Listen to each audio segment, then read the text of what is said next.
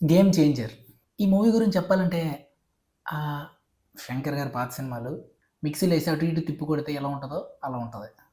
Mostly భారతీయుడు ఒకే ఒక్కడు flavour touch ఎక్కువుంటది.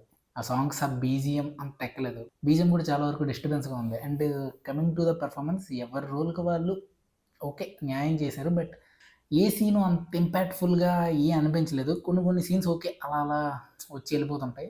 థియేటర్ నుంచి బయటకొచ్చేటప్పుడు ఆ హై ఫీలింగ్ అనేది ఉండదు. ఎందుకంటే రెగ్యులర్ రొటీన్ స్టోరీలా ఉంటది. ఆల్రెడీ మనం ఈ ఫార్మాట్‌లో చాలా మూవీస్ చూసాం. అండ్ సాంగ్స్ గూడా అంత ఇంపాక్ట్‌ఫుల్ లేదు. జనాలకి ఎంతో కొంత ఎక్కిన ఒక సాంగ్ 'హైరానా' సాంగ్ అది మూవీలో లేదు.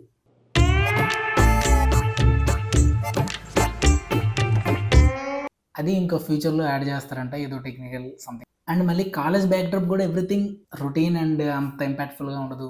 అలా అలా ఎళ్ళిపోతుంటది. సాంగ్స్ గూడా అన్ని కోట్లు ఖర్చు పెట్టారు గానీ, ఇంతకుముందు 'శంకర్' గారి మూవీస్‌లో ఒక్కొక్క సాంగ్‌కి ఒక ఫీలింగ్ ఉండేది గదా! ఇందులో సంథింగ్ ఏదో అది మిస్ అయింది. బట్ ఓవరాల్‌గా మరీ బాలేదనను, మరీ సూపర్ హిట్ అనను. ఓకే. ఒకసారి చూడడానికి అంతే గాని everything is predictable. Major doubt ఏంటంటే దీనికి ఇన్ని ఇయర్స్ ఎందుకు పట్టింది? మోస్ట్‌లీ అంతా రొటీన్‌గానే ఉంటది. అసలు యాక్చువల్లీ కానీ అప్పన్న క్యారెక్టర్ ఇట్స్ గుడ్. టీజర్‌లో ఐయామ్ అన్‌ప్రెడిక్టబుల్ అన్నారు గానీ, ఎవ్రీథింగ్ ఈజ్ ప్రిడిక్టబుల్. అంటే ఆల్రెడీ మనం అన్ని గెస్‌లు చేసినవే. ఓకే. ఈడు నెక్స్ట్ సీన్ ఇలా జరుగుద్ది. నెక్స్ట్ ఇదే అవుద్ది.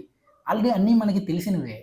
సో, హోప్‌ఫుల్లీ శంకర్ గారు నెక్స్ట్ మూవీతో మంచి కమ్‌బ్యాక్ ఇస్తూ అండ్ రామ్ చరణ్ గారు నెక్స్ట్ 'బుచ్చిబాబు' మూవీ దాని మీద మంచిగానే హోప్స్ ఉన్నాయి. అండ్ మోస్ట్‌లీ ఒకే ఒక్కడు అండ్ 'భారతీయుడు.' ఆయన మూవీస్ ఆయన కొంచెం రీమోడల్ చేసి తీస్తే ఎలా ఉంటదో అలా ఉంటది. ఆల్రెడీ అన్ని సీన్‌లు మనం చూసినట్టే ఉంటది. బట్ 'రామ్ చరణ్' గారితో కొంచెం కొత్తగా ఎలా తీయాలో అలా తీశారు.